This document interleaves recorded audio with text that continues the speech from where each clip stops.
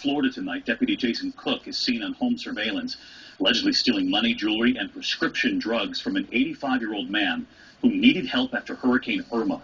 His attorney says Cook has an addiction to pain medication. Authorities are now investigating whether he stole from other homes as well.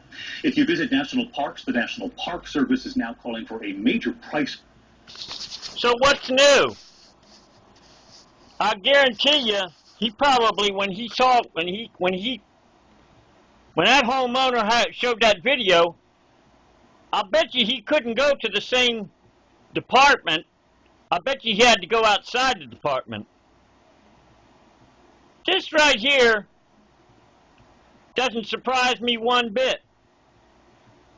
I wouldn't be surprised if cops steal on a regular basis. Let's see, people that are drunk, people that they find have died in a home or something like that. There's no witnesses or anything like that. I bet you they've got all different kinds of ways to steal. What about when they arrest somebody? How do we know that when they do their so-called search warrants that they don't steal shit? So what's the shock there? So the thing is, me myself, I've had run-ins with cops. I had one by the name of piece of shit Byron, Panama City, Florida cop, piece of shit motherfucker. Threatening me if I rode my bicycle down the road. You're going to deal with me. So, see, there's nothing new about this. And all they'd have to do is put on every cop car a toll-free number and says this number will go to somebody that's minimum several thousand miles away. Now, by doing that, there's no chance of fraternization. There's no chance of socialization. Very small chances. They're not going to know anybody. You're not going to have community pressure and everything like that. You're not going to have community retaliation or anything like that. Cop retaliation. So that's the reason why they usually say, well, if you're going to sue the city or a cop or something like that, you got to get somebody who's out of town. Damn shame. So, see, the thing is, I myself have been thrown in jail a minimum of 20 times. Not one time did any innocent citizen go, yeah, he thought of the idea. He unprovokingly started the trouble. I in no way invited him through my conduct to start the trouble or anything in the first place. But you see, the thing is cops, they automatically know the system is in their favor. I'll bet you he probably showed it around to many people, complained about it locally, and nothing got done. See, the news media, they don't tell the real truth about what the fuck's going on. It's what they don't tell you. They don't tell you about the facts are that this guy, just like when this guy took his cell phone and witnessed Walter Scott being shot in South Carolina by a cop. There was, I think his name was Santana. I forget his first name was Santana. He had thoughts about destroying the tape because he was afraid he didn't know who to give it to. See, this is what I put on my door right here. Okay? That's where the cops are to sign this under oath of perjury. That's the PDF oath of arrest and prosecution I put on my door. Also, I tell people no drugs in my place. Guitar is okay.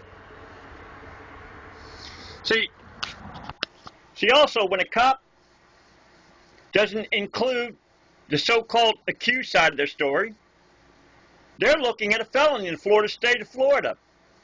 Since anybody who alters, conceals, or destroys a official proceeding document that harms the ability of testimony, they're looking at 5 years in fucking prison. See something else here? Look at this. See, I got my Be Nice sign on my bike. 316.083 of the Florida statute specifically states that cars got to stay 3 feet away from me. So, where's the shock in cops stealing? They got so many different ways to steal. They may have people, cops, also there, guarding, doing a lookout. They may have all kinds of sophisticated ways of keeping from being caught.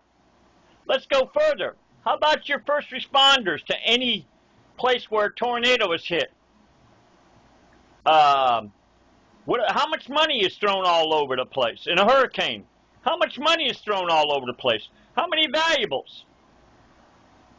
God forgive me, I hope I'm wrong on this, but who's to say that first responders ain't there also to look for bodies? They're there to look for valuables, cash, and everything like that. Hey, they're there first. And in an emergency, so-called emergency situation, like in Key West, they didn't let people in for several days. Who's to say that they didn't go Easter egg hunting and find all kinds of shit? We won't hear about that in the fucking news, though, will we? The news people are a bunch of motherfucking liars. It's not what they tell, it's what they don't tell. That's why when I say Donald Trump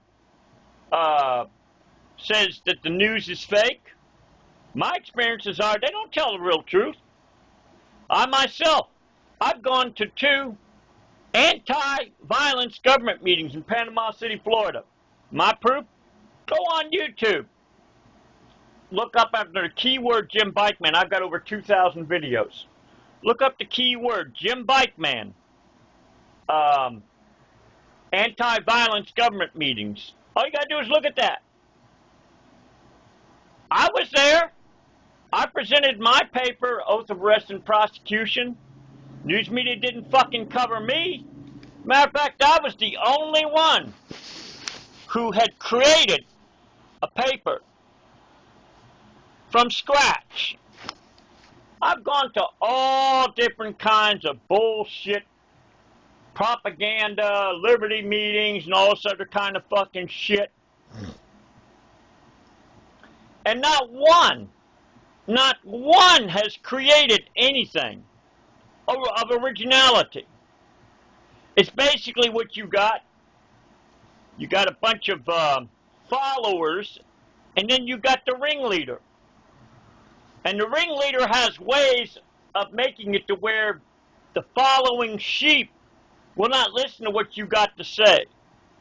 I've had them go, well, you've only got a couple of minutes to speak. Who the fuck is this person that says you only got a couple of fucking minutes to speak? What the fuck's that shit all about? Then they're sending to their fucking sheep, oh, don't listen to him. That's a code word. You only got a couple of minutes to speak. So, how do we know that when this guy had this video showing cops rummaging through his shit, how do we not know that he was scared to death? Who do I go to? How do we not know? So, I'm not against cops. I can't even imagine, while I'm sleeping, while I'm in my home, how many truly dangerous people they have taken and put behind bars. But at the same time, now what kind of fucking damage did this cop do to, in Palm Beach County? What kind of damage was done to the community as far as community relations with the cops? How many people got in their heads now, oh man, there goes another thief, man, with a bubblegum machine. He's got the law backing him, man. He don't have to worry about fucking shit, man. So, as I said, we need good cops, but at the same time, all they got to do is put at every training academy, on every cop shop, you're having problems with the cops, call this number. It's a minimum 1,000 miles away, to make sure that there's no physical involvement, intimidation, all different ways that the cops can take and fucking put retaliation. Not only that, they could put at every police training academy and every cop shop, if you're right, we'll back you. If you're wrong, we will bury you. And that right there will send out a clear message. That'll send out a clear message that if you're wrong, we'll bury you. If you're right, we'll back you all the way. But then you see also cops have what are called cops unions, sheriff's unions, that also back them, where they may have highfalutin, high expensive liars just waiting to defend these people.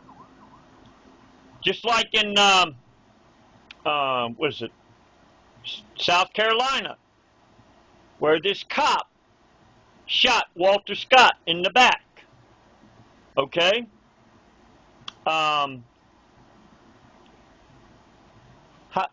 He was scared to even show this tape to anybody because he didn't know who to go to.